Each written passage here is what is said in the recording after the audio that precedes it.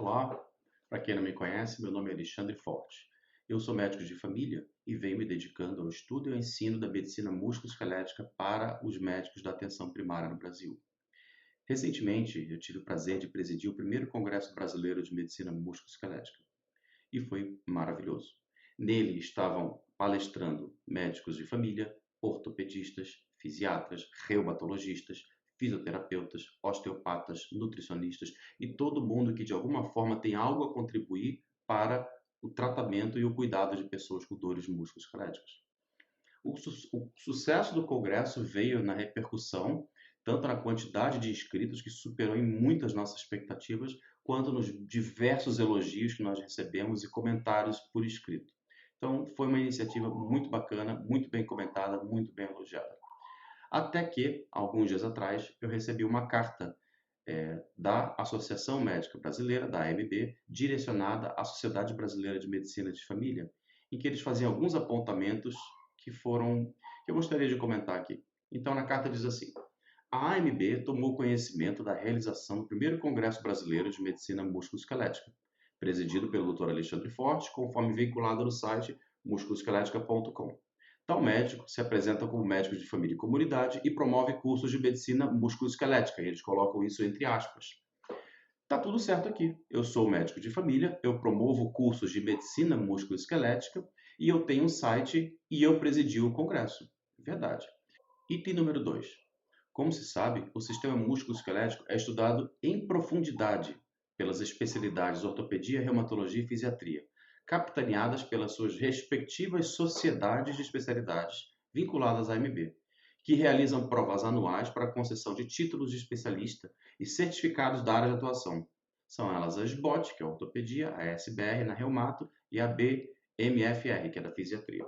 De novo, está tudo certo, não tem nada de errado nessa frase, mas tem uma palavra que poderia ser diferente, ou poderia ter um parênteses explicando melhor. Quando ele diz assim, o sistema musculoesquelético é estudado em profundidade.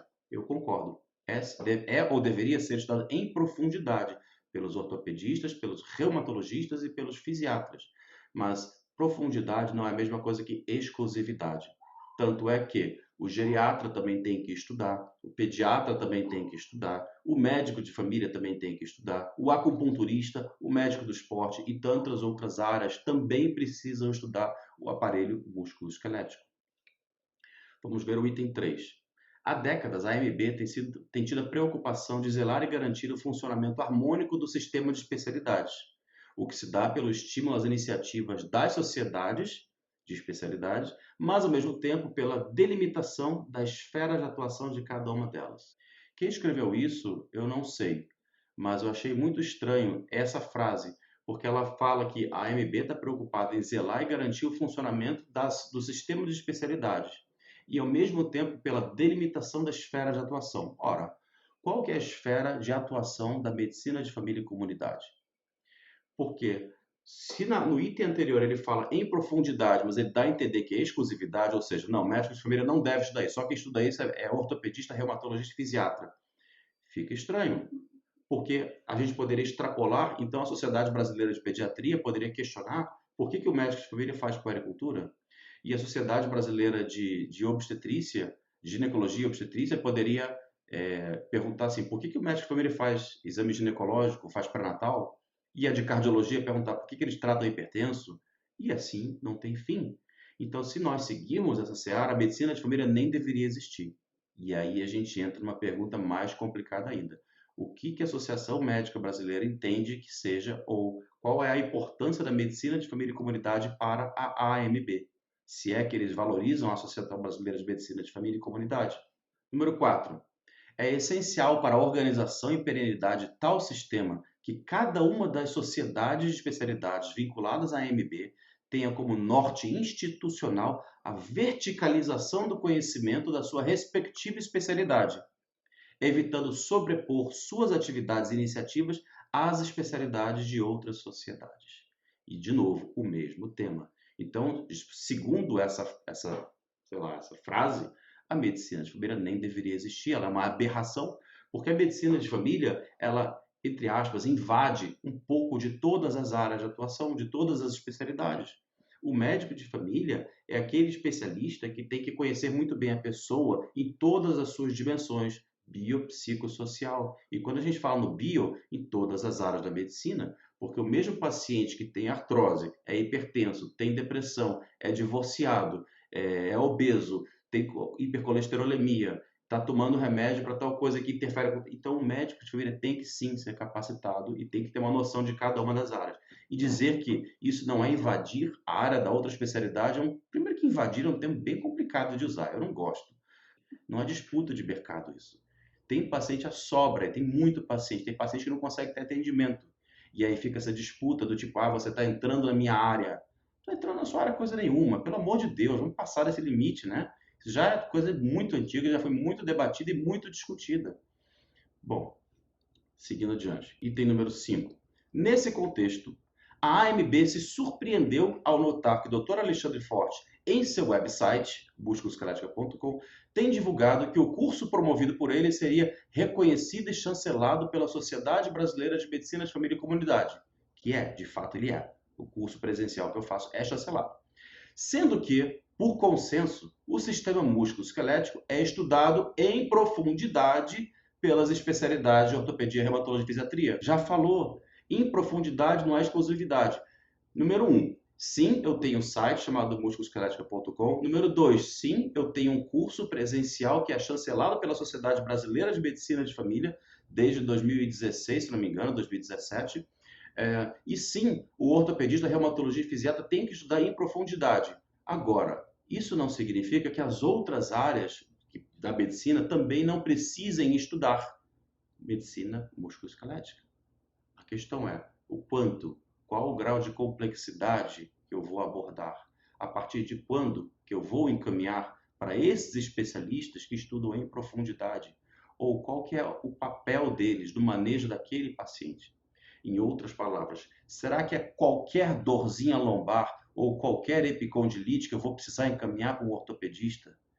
Será que é qualquer artrose ou qualquer bursite que eu vou encaminhar para o reumatologista? Temos que pensar sobre isso.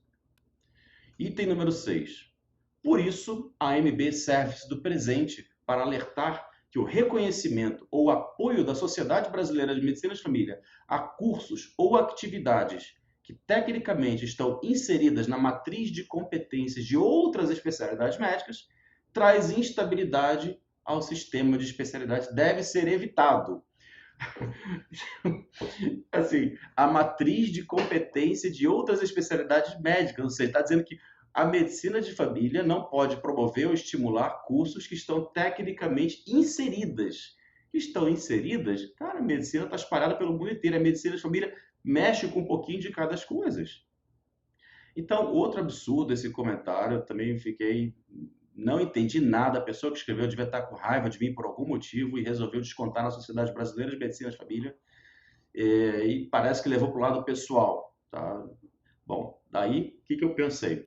O currículo baseado em competências, que foi um documento elaborado por médicos da Sociedade Brasileira de Medicina de Família, com outros médicos convidados, tanto do Brasil quanto do exterior, em 2014 foi elaborado. E na página 49, no item 2.1.14, cita quais habilidades, conhecimentos, atitudes e competências referentes ao aparelho, a problemas musculoesqueléticos que todo médico de família deve ter. E está lá explícito um documento como esse, dizendo assim, quais são, o que é o essencial, o desejável e o avançado. Então, dentro do avançado, ele diz assim, inclusive realiza procedimentos avançados para manejo de problemas musculoesqueléticos. Bom, tudo isso para quê? Para embasar que não é o Alexandre quem está falando. Isso já foi documento escrito pela própria sociedade. Item número 7. A Associação Médica Brasileira solicita que, caso a Sociedade Brasileira de Medicina de Família entenda cabível apoiar e ou estimular cursos, estudos e congressos relacionados ao sistema musculoesquelético, que o faça conjuntamente e mediante consenso com as sociedades de especialidade em ortopedia, reumato e fisiatria. Muito bem. Nesse congresso haviam ortopedistas, reumatologistas, fisiatras, geriatras e médicos de outras áreas. O presidente do Colégio Médico Brasileiro de Acupuntura fez parte do congresso, deu aula ali também. A Sociedade Brasileira de Medicina de Família foi convidada a participar desse congresso, a representar o congresso, inclusive membros da sua antiga diretoria também foram convidados, mas não tinham disponibilidade por outros motivos. Mas então o convite foi expresso a todos, ele foi aberto, esse congresso não foi fechado de maneira alguma. E o objetivo do congresso sempre foi reunir o maior número de especialidades possíveis para oferecer aos médicos da atenção primária o melhor conteúdo técnico possível. E aí depois eu queria pegar mais alguns itens. Eu peguei o próprio protocolo de encaminhamento da atenção básica para atenção especializada, elaborado pelo Ministério da Saúde em 2016, especificamente o volume 3, que trata de reumatologia e ortopedia. No item 1.9, no que diz respeito à dor miofacial, diz assim: não há indicação de encaminhamento de pacientes com quadro exclusivo de dor miofacial para o reumatologista. Bom, em primeiro lugar, então eu tenho que saber o que é dor miofacial, para poder diagnosticar e dizer, olha, então você não tem indicação de ir para o reumato. Quem é que ensina o médico de família de que existe uma coisa chamada dor miofacial? Segundo item, se o cara com dor miofacial não é para ser encaminhado para o reumatologista, então quem é que vai tratar ele? É o médico de família? Porque para onde, o que eu vou fazer com esse cara? Então dá a entender que é para o médico de família diagnosticar e tratar a dor miofacial, mas não está escrito por explícito. Condições clínicas que indicam a necessidade de encaminhamento para o serviço especializado. Para tratamento de dor crônica, então seria com fisiatra, acupunturiatra, equipe de tratamento da dor ou outra referência disponível. Então, seria para quem que eu tenho que encaminhar esses casos? Pacientes com dor miofacial sem resposta satisfatória ao tratamento clínico, otimizado por um período de 6 meses. Em outras palavras, aqui sim, ele está dizendo que o paciente da atenção básica deve ser manejado e tratado clinicamente por pelo menos 6 meses antes de poder encaminhar para o ambulatório de dor crônica ou para alguma equipe que trate de dor crônica. Como que os médicos da atenção primária vão manejar e tratar alguém com dor miofacial se ninguém nem ensinou a eles o que é dor miofacial, ponto gatilho? Outro, tratamento clínico para dor miofacial não existe. Tratamento de dor miofacial é agulhamento seco, isso é procedimento invasivo, exclusivo do médico. Quem é que ensina para o médico de família a fazer agulhamento seco? Tem muito fisiatra, reumatologista e ortopedista que não faz agulhamento seco. Condições clínicas que indicam a necessidade de encaminhamento para o médico do trabalho. Olha só uma condição que eu posso encaminhar para o médico do trabalho. Dor miofacial há mais de 3 meses, com suspeita de associação ao trabalho. Então, outros comentários aqui. De novo, o médico de família tem que saber diagnosticar dor miofacial. Depois, como que a responsabilidade de dizer se a lesão da pessoa é relacionada ao trabalho ou não, não é do médico de família. Isso é do médico do trabalho ou do médico perito. Bom, pessoal, eu só queria então trazer essas minhas ponderações sobre essa carta que eu achei um absurdo da Associação Médica Brasileira, criticando a nossa sociedade brasileira de medicina de família, dando a entender que nós não podemos mexer nessa coisa aí de dor musculoesquelética, que isso é coisa de fisiatra, ortopedista e reumatologista.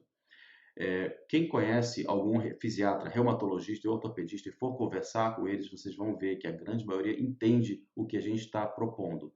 Nós estamos propondo não é de entrar e roubar espaço deles. O que nós estamos propondo é de atuar dentro do escopo da atenção primária e fazer aquilo que cabe a nós. Para que quando nós formos encaminhar para a atenção secundária ou terciária, aí sim, fisiatra, ortopedista e reumato, que a gente encaminhe o paciente correto para eles.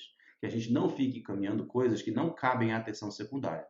E isso é equivalente, eu vou fazer uma comparação, a encaminhar um paciente com o nariz escorrendo para um pneumologista, dizendo que ele pode estar com IVAS, insuficiência, está com problema respiratório, então vai para o pneumo, vai para o otorrino.